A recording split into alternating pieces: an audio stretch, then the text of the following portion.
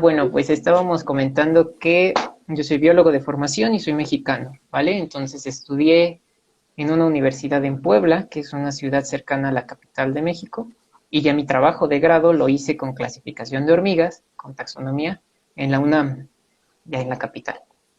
Entonces, pues eso es un poquito la dinámica que queríamos platicar hoy, ¿no? Ok, ¿ya querés que empecemos con las preguntas? Bueno, yo Pues, quiero que, aunque no va a ser hoy el expositor Facundo, quiero que Creo Facundo que nos sí. hable un poquito de él. Tanto Facundo como Mac hacen parte del Club Macro Hormigas y por eso estamos hoy acá los tres para hablarles sobre un tema que nos interesa a todos los Antkeeper de habla hispana. Este es un proyecto precisamente educativo para Antkeeper de habla hispana y por eso estamos acá. Estamos muy contentos de tenerlos. Bienvenidos todos. Hoy vamos a hablar sobre la clasificación de hormigas. Eh, Como les decía, Facundo y Max hacen parte del club.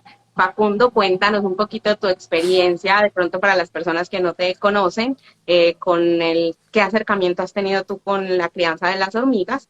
Y ya pasamos a que nos cuentes la recopilación de preguntas, porque lo hemos hecho en las últimas 2 semanas, recopilar unas preguntas para desarrollarlas hoy referente al tema clasificación de hormigas.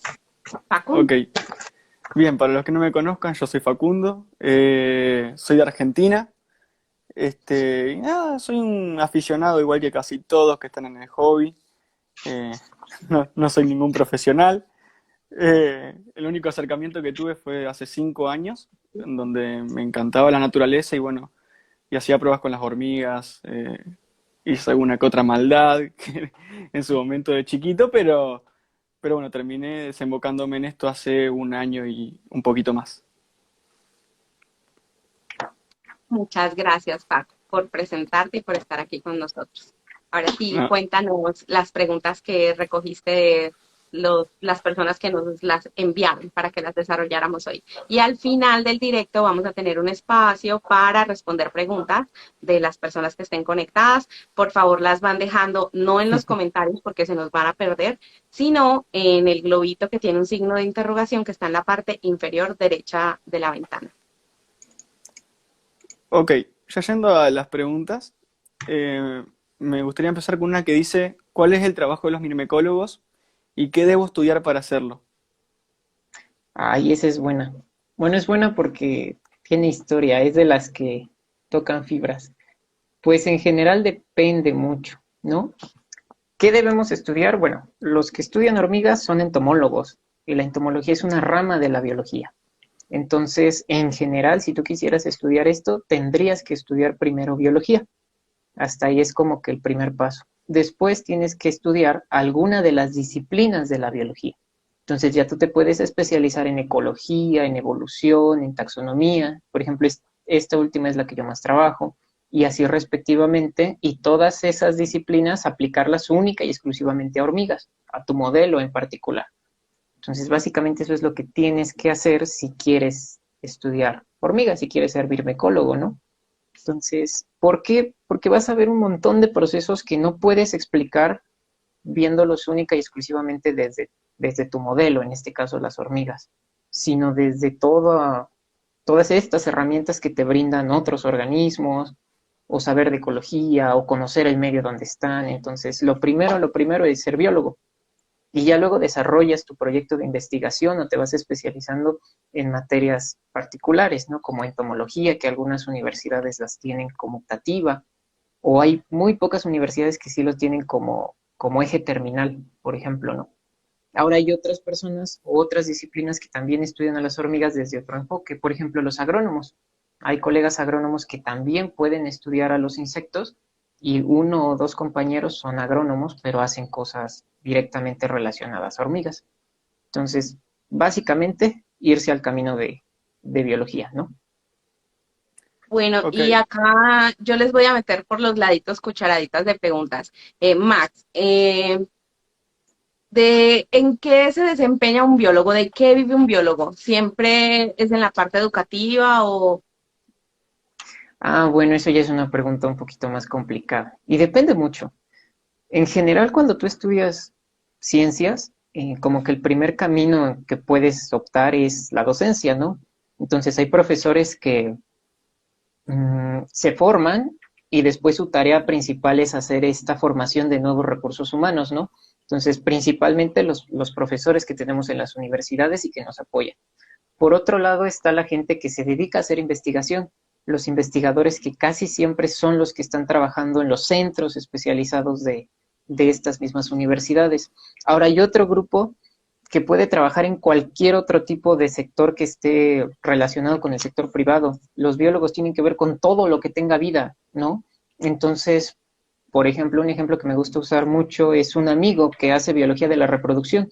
Entonces, él estudió biología y ahora trabaja cosas o está enfocado en clínicas de asistencia de reproducción, por ejemplo, ¿no? Entonces, básicamente tienes otro tipo de lugares que puedes utilizar, pero eso ya depende mucho de ti como profesionista. Puedes trabajar también en la industria, puedes trabajar haciendo monitoreos, puedes trabajar haciendo control de fauna, por ejemplo, en aeropuertos. Depende mucho en qué te hayas especializado. Entonces, yo alguna vez he hecho cosas con plagas porque trabajé con plagas agrícolas, con insectos que son plagas. Entonces, depende mucho también qué vas o qué te vas especializando en la carrera. Y también qué ganas tengas de hacer cosas diferentes, porque a veces nos encasillamos un poquito y, y eso nos perjudica, ¿no? Cuando aprendes de todo, pues puedes moverte entre las diferentes opciones más fácil. Ok, y ya más especializado, ¿cuál es el trabajo en sí de un mirmecólogo? Bueno, pues la mayoría de mis compañeros hacen monitoreo de fauna, de alguna u otra manera. ¿A qué voy con esto? Que casi siempre los biólogos buscamos un modelo que nos diga mucho del ecosistema, que sea fácil de identificar o que yo pueda separarlo fácilmente en unidades y hasta cierto punto que me diga mucho del ecosistema siendo barato su muestreo o siendo fácil, ¿no?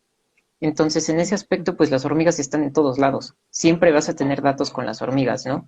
Y salvo algunas excepciones como Feidole, como Crematogaster, en general son fáciles de separar en unas cosas que llamamos morfoespecies. Entonces, este famoso que le ponemos SP1, 2, 3, 4, que no sabemos exactamente qué nombre tienen, pero sí sabemos que son unidades diferentes con base en su morfología y eso nos permite hacer la parte estadística para saber qué está pasando con el ecosistema. Entonces, la mayoría de los mirmicólogos que yo conozco actualmente, varios amigos acá en México, se dedican a hacer eso, ¿vale? Ellos usan ese tipo de herramientas para ver qué pasa con el ecosistema, ya sea natural o perturbado, ¿no? Entonces, imagínate un plantío de naranjas, en México es muy común de maíz, cosas así, y te la pasas comparando esta información. Luego hay otros compañeros que ya hacemos otro tipo de cosas. En mi caso, a mí me gusta la parte de identificar a las especies y bueno, esa ya es otra rama en particular, ¿no? Pero en general, cualquier rama de la biología que tú veas la puedes aplicar a las hormigas. Entonces ya depende mucho lo que tú quieras desarrollar. Ok, ¿qué es lo más apasionante de ser mirmecólogo?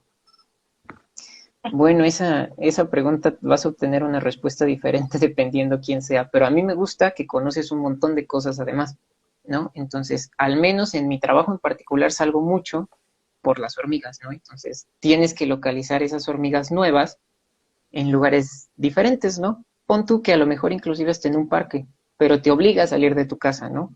Entonces, por un lado tienes la parte de la biología, que qué bonito, las especies nuevas, lo diferente, los lugares, y con los lugares los paisajes, pero la gente que conoces, la comida que conoces, las historias, la parte cultural a mí es algo que me gusta mucho y te llena de otra manera diferente, ¿no? Entonces, ¿cómo decírtelo? La cultura de mi estado, que es Puebla, es diferente a la cultura de Oaxaca, por ejemplo, que es otro estado al sur. Entonces, la comida que yo como acá es completamente diferente, ¿no? Y vas al norte y es completamente distinto. Y ese contraste a mí me gusta mucho, es algo que te llena mucho, al menos a mí.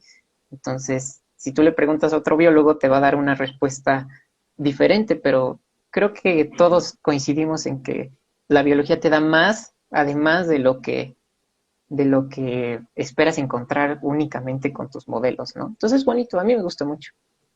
Ok. Max, ¿y cuál ha sido en esos viajes que has hecho la mejor experiencia, la que tú repetirías mil veces?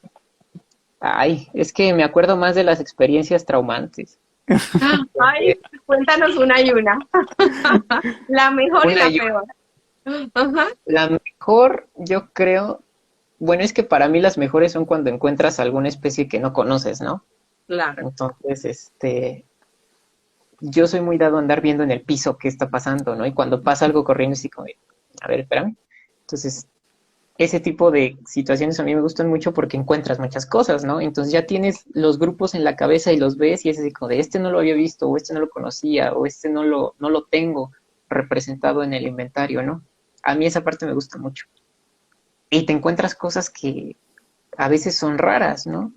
Entonces, hay un proyecto que tenemos ahorita que la gente le dice hormiga de la rosa a un nido, y es un nido pegado en una pared de barro así en horizontal, y resulta que la hormiga es una estenama, y el tipo de nido no está descrito. Entonces parece una rosita y la gente le dice hormiga de la rosa y así le pusieron.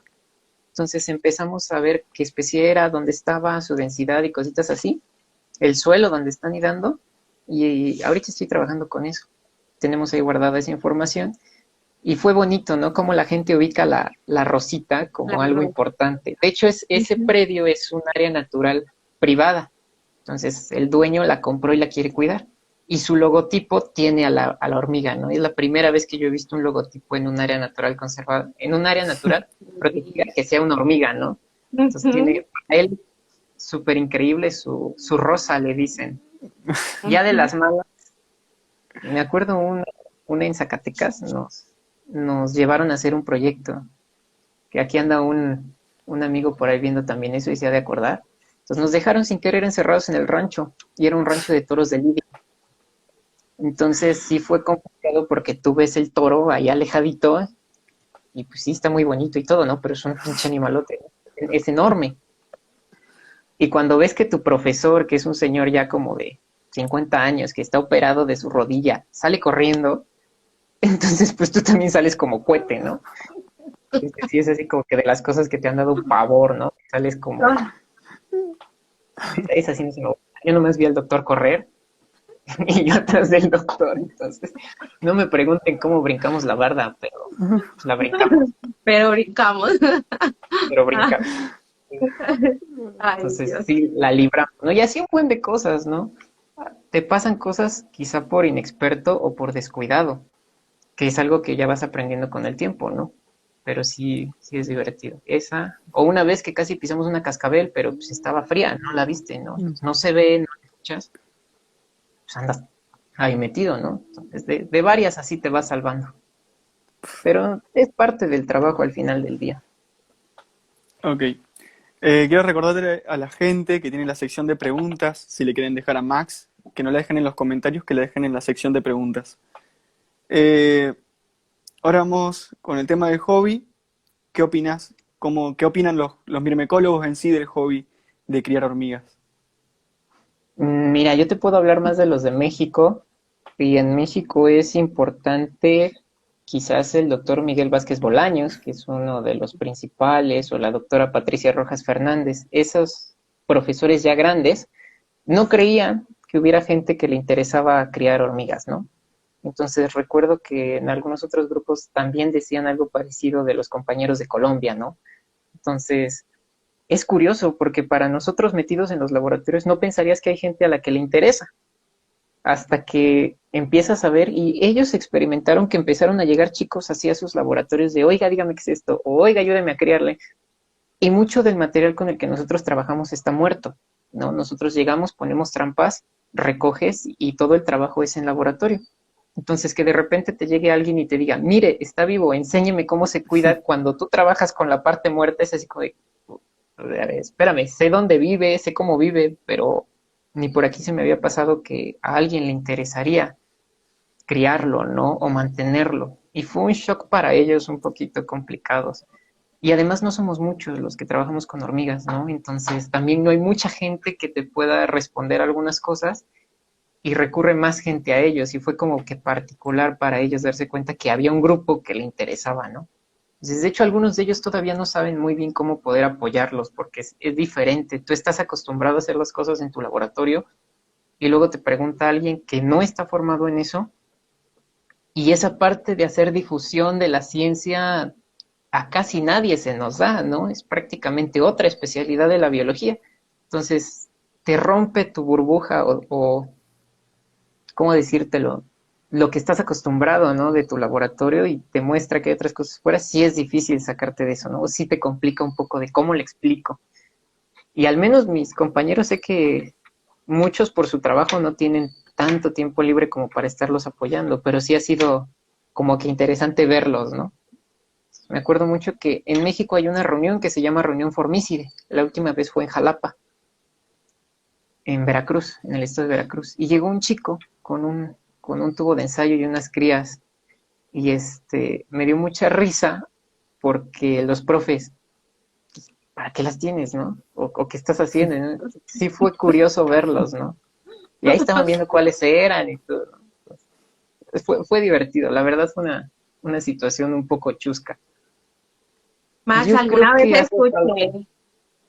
alguna vez Dime. escuché que la academia, sí, palabras textuales, que la academia no ve con buenos ojos a los Keeper porque nos ven como depredadores del medio ambiente, como que no estamos, no hay nada que nos una, sino al contrario, un mundo que nos separa. ¿Es eso cierto? O tal vez estando ya en la academia no es tan así? A ver, repíteme tu pregunta porque yo tuve tantito blanca. Ahorita me quedé en Ok. que la academia, Bueno, ¿qué? Bueno, alguna vez escuché que la academia no ve con buenos ojos a los Keepers, que nos ven tal vez como depredadores o como que no le hacemos bien al medio ambiente o como que hay un gran abismo que nos separa tanto a los Keepers, que somos aficionados, de ustedes, que son los académicos, los que estudian realmente a estos seres vivos. ¿Realmente hay un abismo grande entre los dos o no es tanto así? Yo no creo que eso tenga que ver con la academia, creo que tiene que ver con cómo eres tú como persona. ¿A qué me refiero con esto? Que hay gente que es un poquito más cuadrada que otros. Entonces, generalmente nosotros estamos acostumbrados a hacer las cosas de una manera y que te saquen de esa manera, pues sí te puede como que conflictuar un poquito. Yo no veo mal que haya gente que tenga de pasatiempo insectos, ¿no? Veo mal a veces que seamos muy confiados o que hasta cierto punto queramos abarcar todo cuando no podemos abarcar todo, ¿no? Entonces, en primer lugar, el hecho de estar moviendo especies de aquí para allá es algo que yo lo veo como algo de cuidado en general. Y también el hecho de querer saber con qué estoy trabajando o qué hormiguita tengo cuando son unas cosas minúsculas y luego quieren que les digamos con fotos muy malas, ¿no? Entonces, ese tipo de brecha sí es un poco grande de cómo puedo, tú sabes, dime qué es, pero espérame, o sea, tampoco puedo hacer milagros, ¿no? Entonces, eso es lo único que yo veo como complicado. Por el otro lado, se me hace algo bastante bueno, porque tú puedes enseñarle a las personas cómo cuidar su medio. Puedes tomarlo como una herramienta de educación ambiental. Y es difícil que nosotros encontremos esas herramientas. Entonces, ustedes ya llegaron con la herramienta, nada más hay que ver cómo utilizarla. No sé cuántos de esos niños puedan terminar siendo biólogos, por ejemplo, ¿no? Entonces, ese tipo de cosas puede ser algo que si se cultiva, como en su momento lo hizo la Asociación Ibérica, puede darte resultados bastante interesantes, ¿no? Solo que al menos en mi país, y creo que en Latinoamérica no está muy como pulida esa parte. No somos tan buenos haciendo eso como en otras partes del mundo. Pero yo creo que también es algo que tiene que madurar al final del día, ¿no? No es que sea malo, no es completamente malo, solo necesitamos encauzarlo un poquito mejor. Ok. Nosotros sabemos que ustedes como biólogos, perdón, Facu, ustedes Sí, sí. como biólogos nos pueden ayudar a nosotros mucho, sobre todo en este tema de la investigación, de la identificación, perdón.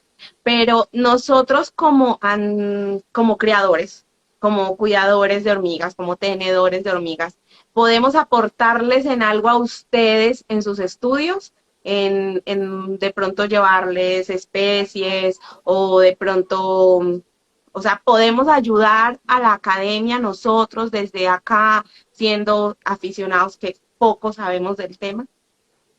Yo creo que sí, porque nos hacen falta manos, para empezar. Biólogos de lo que tú quieras, hay muy poquitos, demasiados para todo lo que tenemos que estudiar, ¿no? Y luego tienes países que son megadiversos. Entonces, hay países que tienen demasiadas especies. Entonces, imagínate cómo vamos a estudiarlas todas si somos muy poquitos. Entonces, el hecho de que ustedes, ¿cómo decírselos? Encuentren esas especies, nos digan dónde están, ese tipo de cosas sí nos puede servir. Al final, al fin y al cabo, a nosotros nos interesa saber dónde están las especies. Eso por un lado. Y por el otro, ustedes al estar criándolas, sin querer, ven conductas que nosotros no veríamos porque trabajamos con las cosas muertas, ¿no? En la mayoría de los casos, o porque muy poca gente trabaja conducta.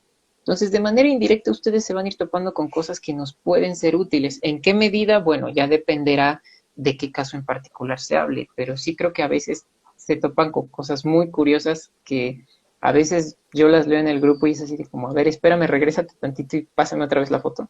Entonces, hay cosas que sí vale la pena rescatar. Lo que yo no sé muy bien es cómo hacer ese intercambio de información para que esa información tenga un peso científico mayor. Volvemos a lo mismo, cómo encauzo toda esta situación es un poquito compleja y al menos yo no tengo las mejores herramientas para hacerlo, ¿no? A lo mejor algún compañero que haya estudiado educación ambiental nos pudiera apoyar, ¿no?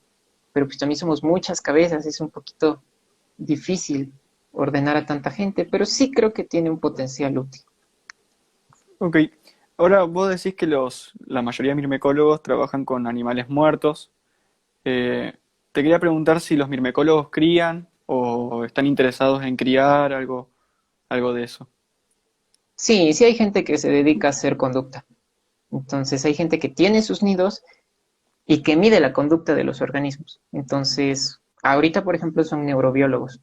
Entonces, ellos son los que están estudiando cómo se da la recepción de un estímulo, cómo lo procesa la colonia, cómo reacciona hacia ese estímulo. Sí hay gente que lo hace, pero son los menos. En general, casi no hay biólogos que hagan conducta, son poquitos, comparados con los ecólogos, por ejemplo, ¿no?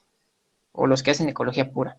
Entonces, sí hay gente que haga eso, pero no tantos como quizás haría. Y luego tienes, las hormigas son un grupo muy diverso, entonces imagínate cuántos etólogos necesitaríamos para poder estudiar una envergadura más grande de las conductas de las hormigas. Necesitaremos muchísima, muchísima más gente. Entonces, sí hay gente que lo hace, son pocos, y por eso ahí vamos como que poquito a poquito. Ok. Bien, yendo ya al tema principal del directo, es cómo se clasifican las hormigas. Sería, a ver, que la digas de nombres todos los pasos para clasificarlas, desde el reino hasta la especie, y cómo es que las ubican dentro de esos grupos. Ah, bueno, esos no son pasos, son categorías. Ok. Mira, hace un tiempo, unos, ¿qué te gusta? Como 2 siglos más o menos. Nosotros siempre hemos tenido el problema o la idea de ordenar las cosas, ¿no? Entonces, váyanse a su cajón de ropa y tienen de un lado los calcetines, de un lado la ropa interior, de otro lado las camisas. Entonces, vete a la alacena y también tienes las cosas organizadas. Entonces, nosotros somos, por naturaleza, organismos que tienden a querer ordenar todo, ¿no? Según. Por otro lado, tienes que nosotros, para entender la naturaleza, necesitamos trabajar con ciertas unidades. Y las unidades que usamos en biología son especies, ¿vale? Entonces, con esas dos ideas en mente, pues nosotros nos inventamos una manera de ordenarlas, ¿no? Esa manera de ordenarlas digámoslo de esta manera, lo consolidó Linneo. Entonces, Linneo es como el padre de la clasificación. Y a Linneo se le hizo curioso o se le hizo práctico idear un sistema de diversos niveles. Entonces tú tienes un nivel que contiene a su vez otros niveles inferiores dentro de este nivel principal, ¿no?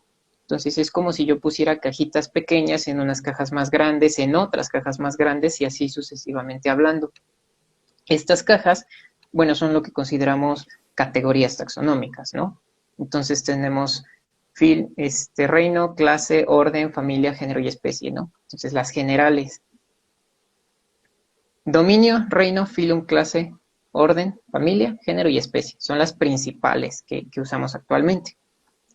Hay otras categorías que usamos cuando los grupos son demasiado numerosos. Entonces aparecen unas que quizás son más familiares, su familia, por ejemplo. Entonces, niveles intermedios entre estos niveles principales que nos van a ir ayudando a como que a darle sentido a lo que estamos viendo. Ahora, eso por un lado. ¿Cómo ordenamos este sistema? Bueno, nosotros usamos un sistema que se llama natural, vamos a decirlo así entre comillas. ¿Qué quiere decir esto? Que nosotros estamos tratando de acomodar a los seres vivos como suponemos que evolucionaron. Entonces, cuando yo menciono esto, básicamente estoy tratando de asumir que si una cajita está metida en una categoría mayor es porque comparte ciertas características. Entonces, nosotros no clasificamos a los seres vivos por sus diferencias, los clasificamos con base en las características que comparten, ¿vale?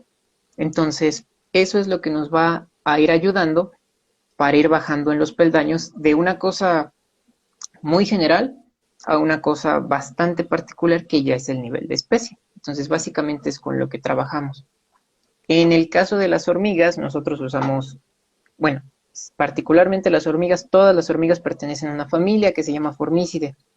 De familia tenemos subfamilia, luego tenemos las tribus, los géneros, los subgéneros y las especies, ¿no? Entonces, básicamente son los que usamos. Bueno, estos son los niveles como que tradicionales que hemos llegado a utilizar en algún momento. Son los que se usan actualmente. Entonces, con esos niveles y con las características de cada uno de los grupos, las compartidas, hemos ido haciendo nuestras pequeñas cajitas que contienen a cada uno de los grupos. Entonces, en los grupos, por ejemplo, a veces nos dicen que se identifique y a lo mejor una pseudomyrmex, pensemos en una pseudomyrmex, ¿no? Es relativamente elongada, pero tiene peciolo y pospeciolo. Entonces, esa característica de peciolo y pospeciolo la comparten con otros grupos. En realidad, el hecho de que tengan un peciolo lo comparten todas las hormigas. Y esa es una característica compartida que me ayuda a empezar a separar a todas las hormigas de los otros grupos, ¿no? Y la otra es que no usamos una característica, usamos varias. Entonces, si yo considero a las hormigas, por ejemplo, puedo mencionar que tienen peciolo, puedo mencionar que son eusociales, es decir, que tienen castas, una parte o una casta reproductora y una casta estéril. Puedo mencionar que tienen sus antenas geniculadas, por ejemplo, que tienen glándula metapleural, que es otra característica única de las hormigas. Entonces ya tengo un grupo de características compartidas que me van a separar a estos organismos de otros. Entonces, bajo esa lógica clasificamos todo, o tratamos de clasificar, porque no es algo que tengamos completamente terminado, ¿no? De hecho, ni siquiera conocemos a las especies que habitan el planeta. Entonces, ahí tenemos todavía una parte de trabajo. Ok. Yo quería preguntar también qué son los complejos y qué son los grupos, que muchas veces lo he leído con especies de Argentina, en donde se ve que hay varias hormigas dentro de justamente un grupo, un complejo. Quisiera si se podría explicar eso. Ok, hay varias maneras de agrupar ciertas especies, ¿vale? Entonces, las características formales que nosotros usamos las rige el Código Internacional de Nomenclatura Zoológica. Tenemos unos libritos que son como unas constituciones enormes con tus reglas y tus leyes de cómo debe ser o qué debes hacer para nombrar una especie y para clasificarla, ¿no? Entonces, tienes ahí un montón de enmiendas y detallitos, etcétera, ¿no? Entonces, esos niveles no son los únicos que existen, ¿vale? Entonces, por otro lado tenemos a los grupos y a los complejos, y por otro lado tenemos a los clados. Y los clados son un tipo de agrupación que viene de la sistemática, y la sistemática es la ciencia que reconstruye la historia evolutiva de los organismos. Entonces, tengo varias maneras de agrupar a los seres vivos. No es que estén equivocadas, solo me permiten hacer diferentes cosas, ¿no? Entonces, por ejemplo, las que nos dio Linneo, las que usamos tradicionalmente, lo de género, por decir algo, esa no tiene problemas. Sabemos cómo son un género y que tiene ciertas características que los hermanan. Hasta ahí no hay problema. Cuando te aparecen grupos o complejos de especies, generalmente depende un poquito la definición que el autor use o el tiempo, el periodo de tiempo en el que lo estés revisando. A veces esas ideas han cambiado un poquito. Lo único que yo estoy diciendo con un grupo o con un grupo de especies es que son un montón de especies que se parecen. Yo no sé si tienen un ancestro en común, pero se parecen. ¿vale? Entonces, este rollo de ancestro en común tiene que ver con Max, te ese... voy a interrumpir. Mira el comentario que hace Alejo Texans, él también hace parte del Club Macro Hormigas y compartimos la admiración por ti y hace un comentario que me encanta. Mira lo que dice. A ver, Tanto pásame. que decidí interrumpirte para leértelo. Dice, es fascinante, fascinante oír temas tan complejos explicados con tal sencillez y calidez. Admiramos mucho eso de ti, Max. Eres una persona muy sencilla y siempre dispuesta a enseñarnos y con esa sencillez, humildad, calidez, eso es fascinante y eso es lo que va a hacer que muchos jóvenes y niños que están en este hobby definitivamente se enamoren de la biología. Y perdóname por interrumpirte. Ahora sí, sí. No. Es que de nada sirve la información que tengamos en los laboratorios si no la difundimos. O sea, de nada sirve el libro ahí muerto en el librero, ¿no? O sea, aquí tengo muchos, pero de nada van a servir así, ¿no?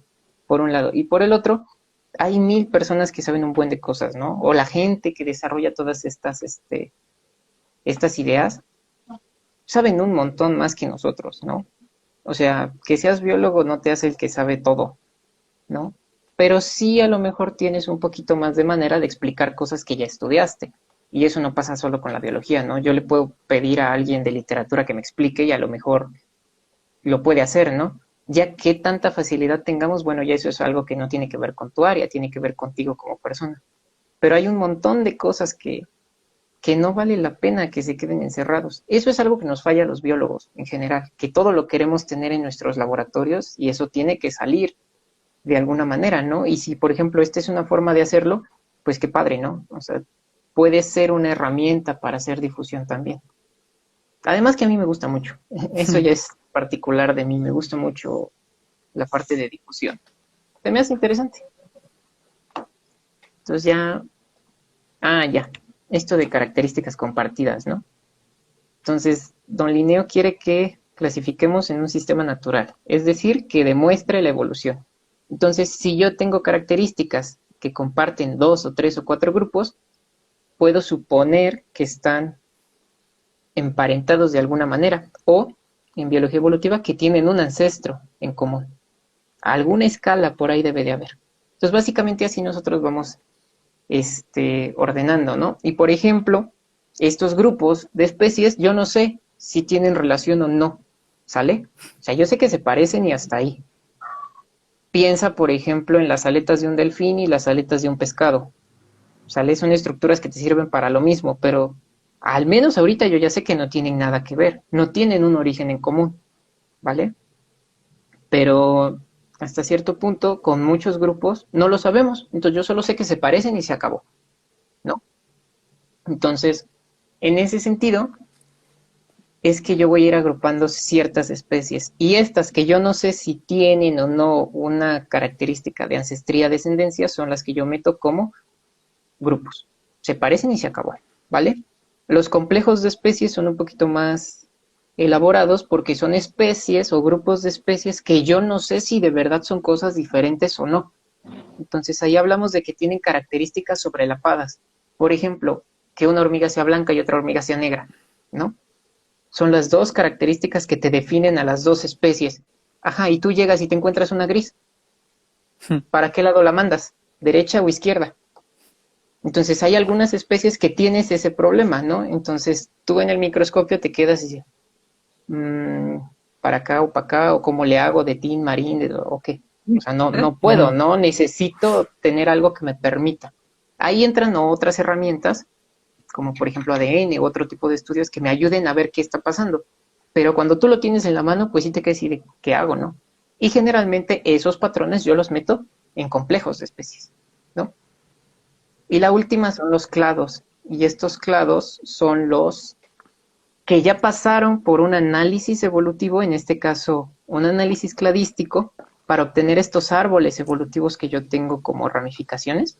Entonces, como yo tengo un soporte estadístico, yo tengo un numerito que me dice qué tan probable es que haya sido así ese proceso evolutivo. Eso se llama soporte de ramas.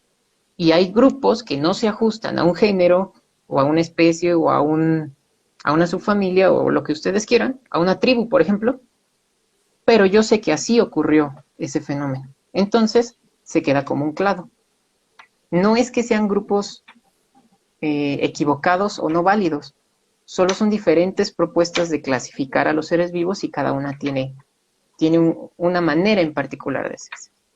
Claro que ya si habláramos solamente de cómo se reconstruyen esos árboles, bueno, es una especialidad, ¿no? Podríamos tardarnos aquí 4 o 5 horas.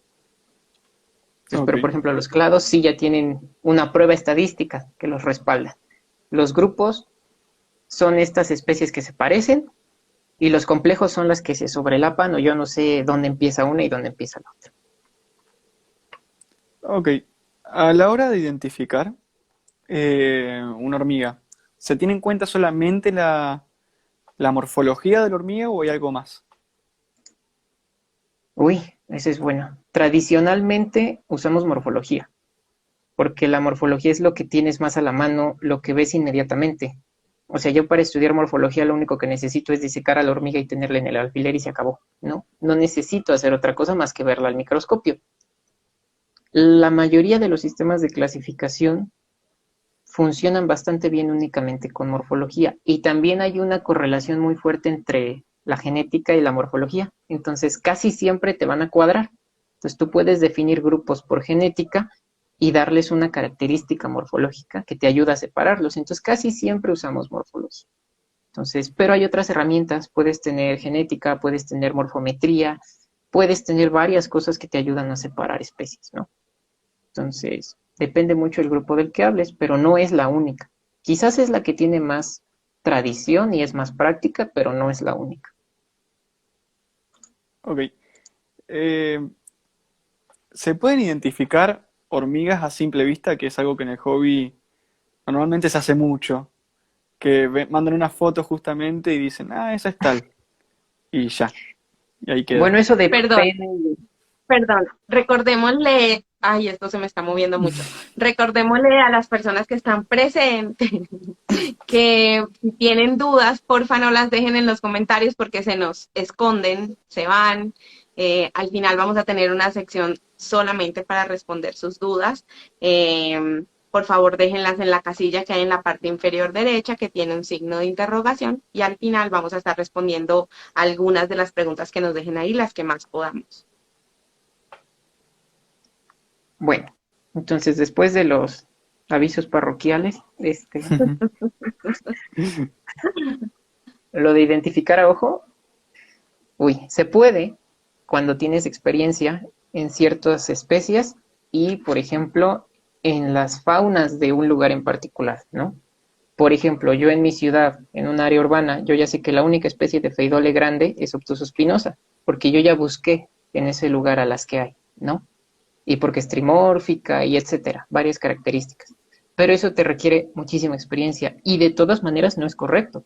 Lo correcto es hacerlo al microscopio. Entonces, en general, eso es lo que se debe hacer. No creo que sea correcto que en los foros se den nombres de especies si no han sido debidamente revisadas, pero eso ha sido como que el mayor problema de los foros, ¿no? Hay mucha gente que dice, yo conozco esto y sé que es esto por el tamaño del gáster o por el color. Pues sí, pero esa especie tiene colores variables, ¿no? Y a lo mejor ni está en tu país. Entonces, ha habido muchos casos así súper exagerados de que me hablan de una cosa de España que está aquí. Bueno, ahí necesitamos revisar en realidad, ¿no? La manera correcta de identificar es con el bicho bajo el microscopio. A menos que sea muy grande y tengas una buena cámara, sí se puede, pero muy, muy contados casos. Ok, y respecto a ese tema, lo último que nombraste, de que la gente se desespera por identificar, ¿crees importante que identifiquemos todas las hormigas nosotros para criarlas? Bueno, como yo trabajo identificando, te diría que sí, pero no, no creo que sea tan necesario. En realidad no lo es. Yo soy de la idea más de que críen lo que tengan cerca de su casa y ya, porque también aunque sepas la especie, hay muchas especies que no sabemos nada de ellas. Entonces, sepas el nombre o no sepas el nombre, de todas maneras no vas a saber nada Claro. más de ellas, ¿no? El nombre te sirve para asociar lo que tú tienes o lo que tú vas aprendiendo a una especie en particular y eso te puede servir para criarla después, para encontrarla, etcétera. Pero no necesariamente es algo completamente indispensable. Ok. Y finalmente, con las últimas dos preguntas, es si podemos confiar en la información que nos ofrece AntWiki y AntMaps y qué otras páginas nos recomendarías visitar para poder consultar nuestras dudas. Pues es que en general AntWiki, AntMaps, por ejemplo, son bases de datos. Entonces, AntWiki es muy buena. Tiene un formato un poquito medio, no muy agradable quizás, pero es muy buena porque su información está referenciada. Tú puedes ver hasta abajo de qué publicación científica viene ese registro o esa información. Eso es en realidad lo que surte esas bases de datos. Con AntMaps tienes lo mismo, ¿no? Ahora, ¿cuál es el problema de las bases de datos? Que no están completamente terminadas, vamos a decirle así, no están completamente actualizadas. No es porque no estén actualizadas la información de los escritos, es simplemente que no conocemos muchas cosas. Entonces hay especies que luego salen en un lugar donde AntMaps no te lo muestra, pues es que nunca se ha trabajado ahí a lo mejor. O nadie ha reportado adecuadamente esas especies en una publicación formal. Entonces, están incompletas porque nos falta trabajo a nosotros desde el lado de la biología. Entonces, imagínate, México es enorme, ya de haber como 30 o 40 mirmicólogos por mucho. Imagínate, nos falta toneladas de trabajo, ¿no? Ese es el Sí. problema de las páginas. Hay algunas bastante interesantes, ¿no? Hay un profesor de la Universidad de Utah que se llama John Longino, y Longino tiene una página muy buena ya desactualizada, entre comillas, o sea, ya muerta, que se llama ANSOP Costa Rica. Entonces él tiene un montón de información de Costa Rica. Yo creo que es el país que mejor conoce sus especies, pero porque John se la pasó años, décadas trabajando Costa Rica, ¿no? Entonces, por ejemplo, esa es muy buena. AntMaps es buena para darte una idea de dónde están las especies. AntWeb es excelente para fotografías. Entonces tú puedes tener ahí una idea más o menos de cómo lucen. Y AntWeb se basa de AntCat. AntCat es una base de datos taxonómica de los escritos. Entonces yo ahí puedo ver la historia de cómo ha cambiado el nombre de una especie y bajo qué características. Eso nosotros lo usamos para saber cómo cambia la idea que los autores tienen de una especie. Porque hay especies que tienen 7, 8, 9 nombres, ¿no? Fueron descritas varias veces y ya cuando lo revisas se sinonimizan. Entonces tienes una especie que tiene 10, 12 nombres que ya no son válidos. Entonces para eso usamos ese tipo de catálogos. Sí son, entonces sí te pueden servir, pero necesitas considerar que todavía falta mucho trabajo. Pero la información que está es válida y si es oficial. Sí, sí, en realidad sí, no hay mayor problema con esas dos. De hecho es muy práctica. A nosotros nos ahorra mucho andar buscando a veces algún detalle rápido.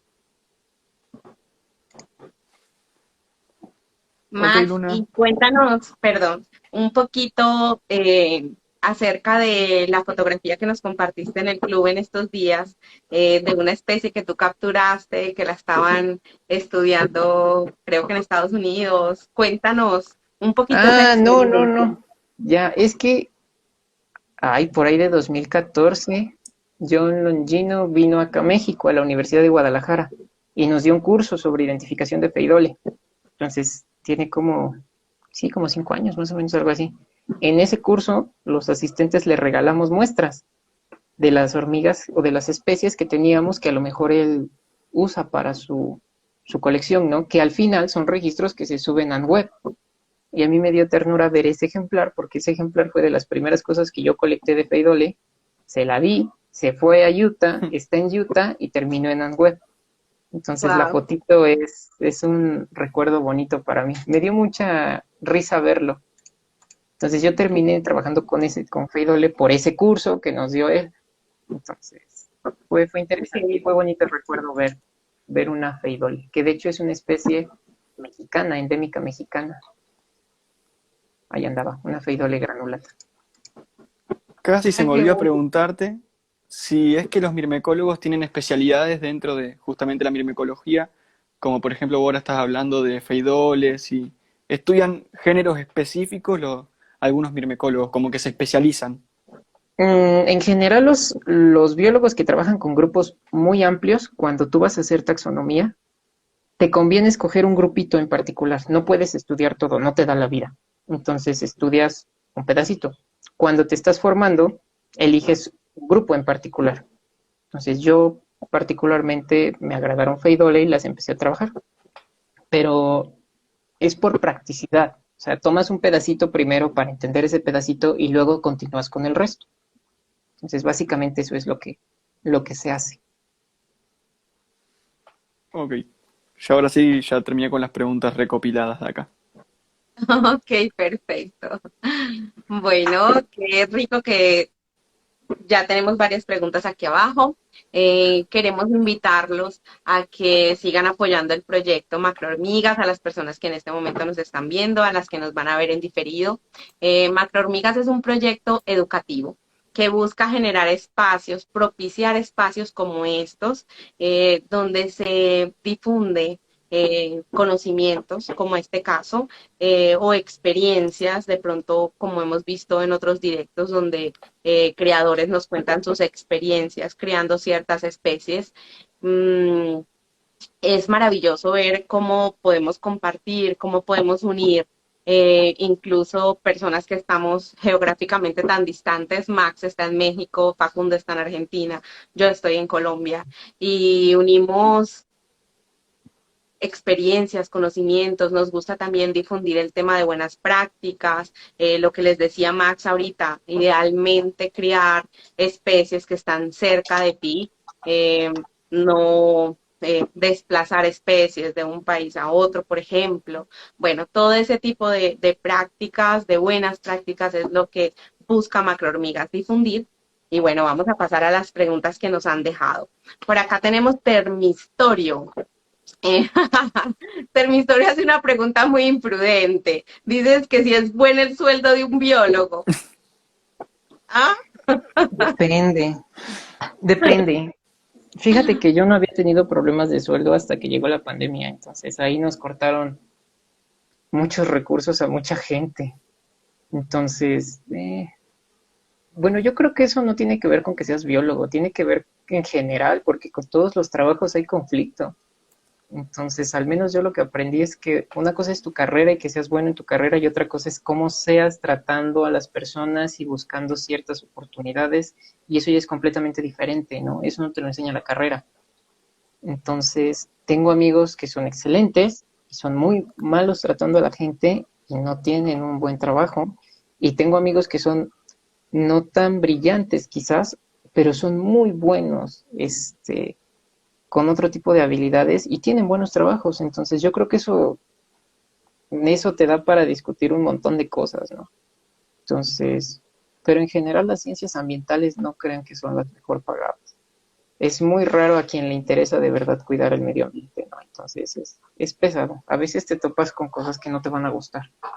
Entonces eso sí es como que algo que tienen que tener en cuenta.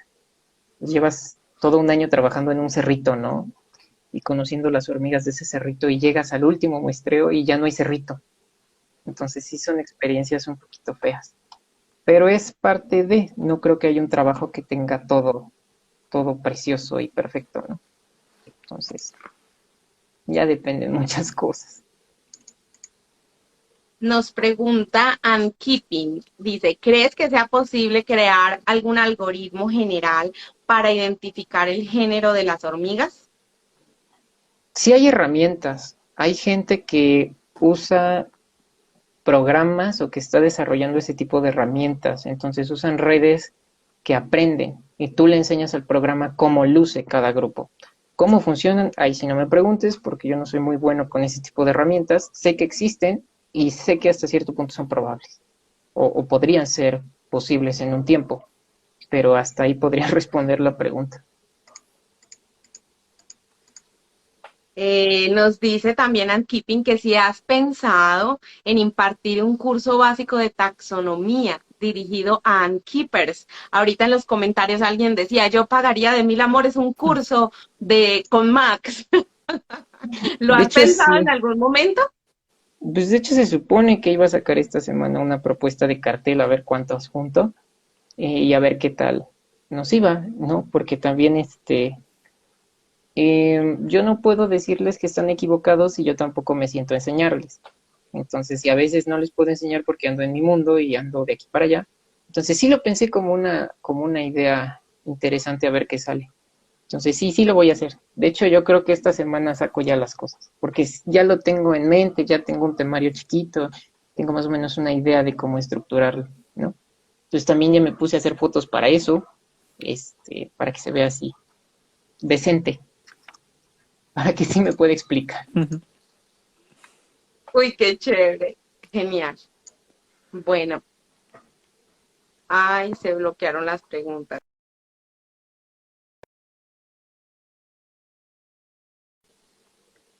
Ya perdimos, ya volviste. Sí, sí. Dice Gabu, dice, ¿trabajas para alguna revista de entomología? No, en realidad no. Alguna vez hice algo para la digital de la marabunta y así, y una vez me solicitaron que evaluara un proyecto de hormigas, pero hasta ahí no es que sea editor de algo así más formal, no, la verdad.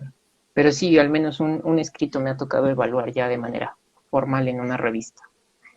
Arbitrada, me tocó ser uno de los árbitros. Ok, dice Gabu también que si la hormiga de la rosa es una hormiga social.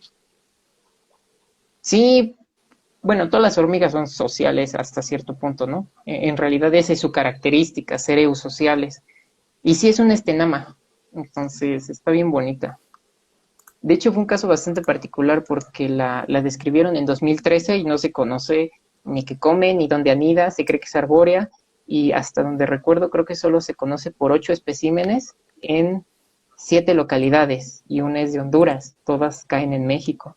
Entonces sí fue bastante curioso encontrárnosla. Es relativamente rara, ¿no?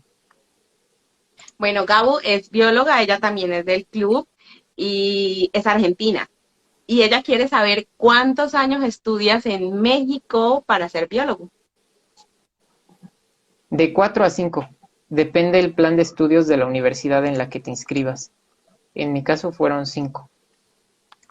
Bueno, más lo que te tardes en tu proyecto de investigación. Si te apuras, pues lo sacas luego, luego, ¿no? Ya si no, pues te atoras un poquito. Bueno, sabiendo que te has enfocado en el tema de las peidoles, cuéntanos, ¿es muy complejo el tema de definir la especie? También es una pregunta de Gabu. Feidol es la locura. O sea, no hay grupo, ¿cómo decírselos en palabras que suenen adecuadas? Feidol es uno de los grupos que a nivel de género tiene más especies a nivel mundial comparado con todo, con peces, plantas, animales. Feidol es uno de los géneros más diversos de formas de vida en el planeta. Entonces es una locura. Tienes cosas súper, súper, súper características, como, no sé, por ejemplo, Feidole fimbriata o Feidole colobopsis, que tiene su cabeza chata, y tienes otras cosas que tienes que medirlas para poder separarlas, ¿no? Entonces, Feidole es una locura, tiene un montón de problemas y tiene un montón de especies no descritas. Entonces, hace unas semanas veía una charla de el grupo de estudio de hormigas neotropicales que ellos enlistaban 3.000 especies de Feidole que no tenían nombre. Entonces, más las que les gusta, son como 600 y tantas, 700 que ya tienen nombre en América. Entonces, hay una diferencia inmensa de lo que sí tiene nombre a lo que no tiene nombre. Entonces, ahí tienes un trabajo para años, ¿no? Podrías trabajar toda tu vida con ese género y no vas a acabar. Bueno, Gabu dice que sí le puedes ayudar con las encífer, que las lleva bien, pero son raras. Feidole. Ay, habría que checarlas porque también Feidol es una cosa bien curiosa. Casi no conocemos nada de su biología, de muchas de ellas, ¿no? Entonces, son muy poquitas las que se han estudiado así súper, súper particulares. Y también Feidole tiene de todo. Tiene todo excepto cultivadoras de hongos. Todo lo demás tiene. O sea, Feidole colobopsis tiene las que son que usan una parte del cuerpo para tapar la entrada. Tiene algunas que se comportan como marabuntas, que es fimbriata. tiene arborícolas, tiene subterráneas, tiene parásitas, tiene todo, ¿no? Excepto Super las de hongos. soldados. Super soldados, re interesante también. Super soldados, por ejemplo, son dimórficas, trimórficas. Tiene reinas que no generan obreras, ¿no? Es una locura. Parásitos sociales. Nos pregunta 2HM, ¿qué opinas de las colonias multiespecies? ¿Son genuinas o es invento? ¿Son perdurables? Bueno, esa es una pregunta de una, ¿cómo decirlo? De una sombra que hay en el pasatiempo este. Sí hay especies que conviven y que comparten el mismo nido. Eso se llama parabiosis, ¿sale? Y en algunos casos no se sabe si es una simbiosis o algún tipo de mutualismo o algún tipo de parasitismo, pero sí existe de manera natural, ¿vale? O sea, sí hay colonias que están constituidas por dos especies. Hasta ahí, eso sí es válido y sí existe. ¿Qué tanto se pueda mantener en cautiverio? ¿Cómo se pueda lograr? ¿Qué especies jueguen ese rol? Eso ya es completamente aparte. Yo no conozco de nadie que haya mostrado en verdad cómo logró algo así. Entonces, para no entrar en nombres y en mayores situaciones, sí existe en la naturaleza. Que existe en cautiverio, no he visto a nadie que lo haga, ¿no? Podría ser, si existe en la naturaleza, sí debería haber alguna manera de tenerlo en cautiverio. Ok. Nos dice Kair Odranoel, ¿qué podrías hacer para concientizar a las personas para evitar que hagan tráfico de especies? Educar, hacer difusión. No puedes hacer otra cosa, ¿no? O entrar en el mismo juego y hacerlo de manera sustentable, es decir, entrar a vender de manera sustentable. Pero con insectos siento que es un poco complicado. Necesitarías entrarle de lleno a eso. No digo que sea malo vender, ni digo que sea malo tener especies exóticas. Solo digo que hacer explotación de un recurso, lo que sea, animales, plantas, etcétera, si no se hace de manera consciente, nos lo vamos a acabar. Nada más. Entonces, yo creo que educar. Este tipo de cosas funcionan para eso.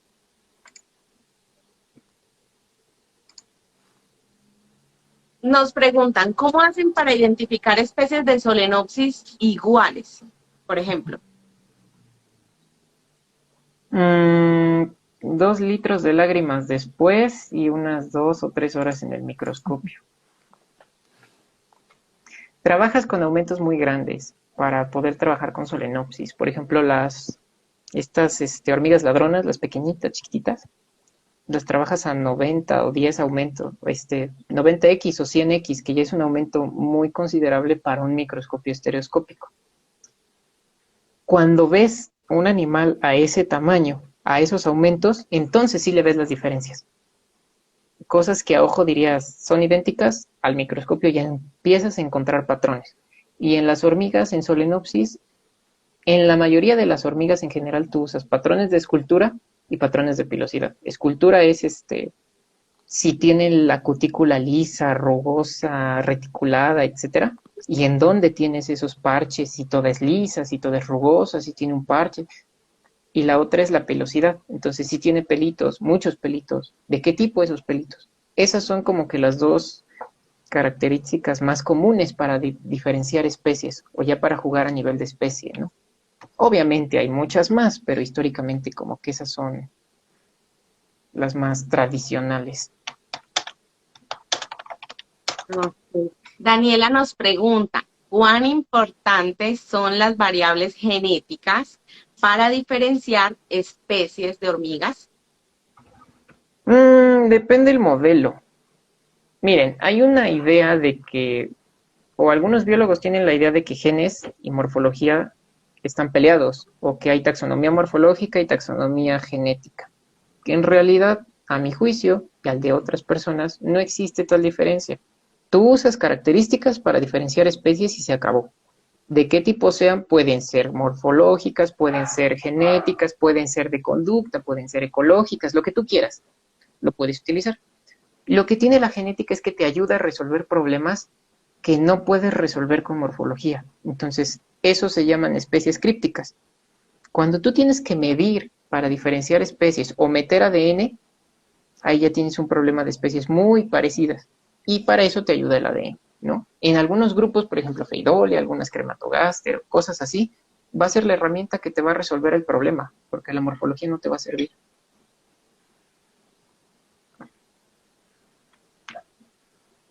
Dice también Daniela, ¿qué podemos hacer como Ankeepers para ser más asertivos al tratar de identificar nuestras hormigas? Yo diría que acercarse a los especialistas, a las universidades, y ver si hay quien te pueda apoyar y aprender de ellos, porque hay muchos detallitos que se les pasa de, sí, se les pasa de la vista porque no han podido ver las cosas de la misma manera que los biólogos o que la gente que está todo el día pegada al microscopio. Entonces, a mí me encantaría sentar a todos en un microscopio. En realidad es interesante, pero desafortunadamente no tenemos esa posibilidad siempre. Entonces, quizás sí la tengan si se acercan a una universidad. E igual leer y preguntar, pero también me atrevería a decir que aceptar las correcciones que a veces se les hacen, porque también algo que he notado en los grupos es que hay un poquito eso de yo sé más que tú y no te permito opinar. Entonces, así que digo, bueno, eso no es lo mejor, pero ocurre, ¿no? Entonces también hay que tratar de relajarnos un poquito y de escuchar lo que tienen que decirnos los demás, ¿no? Entonces, básicamente eso creo que podría ser una ventaja. Y lo he visto, porque he visto doctores entrar a los grupos y así como entran, se salen, porque no tienen tanto tiempo como para estar perdiéndolo discutiendo. Entonces eso es algo que a la larga puede ser cansado, ¿no? También pregunta Gao, ¿al microscopio te refieres al microscopio como tal o a lupa binocular? Ah, bueno, es que Gabo, eres en tu país a los microscopios estereoscópicos les dicen lupa binocular. Y por ejemplo, en España también le dicen lupa binocular al microscopio estereoscópico. Entonces eso es algo que hay que tener en cuenta. Nada más. O sea, para mí en México la lupa es esto, ¿no? Una lupa de joyero o de relojero, por decir algo, ¿no? Y el microscopio, bueno, ya es ese, ¿no? Y para Gabo yo le digo una lupa y ella baja la aquel. Entonces nada más es una diferencia de nombre. Ok, bueno, y nos preguntan que si hay algún microscopio que nos puedas recomendar para tomar mejores fotografías e identificar. Uy, ahí yo creo que tendríamos que hablar de su presupuesto para empezar, porque la óptica es cara. Entonces generalmente los microscopios suelen ser caros. Pero Motic es una marca que es accesible, ¿no? Y sus microscopios estereoscópicos son relativamente, bueno, son buenos y tienen una buena relación costo-beneficio, ¿no? Ya nada más es cosa de ver cuánto se le puede destinar a eso, ¿no? Aunque este tipo de microscopios no son buenos para fotografía en general, ¿eh? La óptica que tienen no está pensada para hacer fotografía, entonces eso es algo que tener en cuenta, ¿no? Pero en general yo creo que los de esa marca te pueden ser prácticos. Y los mandan a cualquier parte del mundo, ¿no? Entonces podría ser una buena opción. ¿Alrededor de cuántos dólares hacia arriba podemos hablar? No sé cuántos sean dólares, pero podríamos estar hablando como de unos 4,000 pesos mexicanos, que serían como, a ver, déjenme checo, porque la verdad no lo sé. Mm,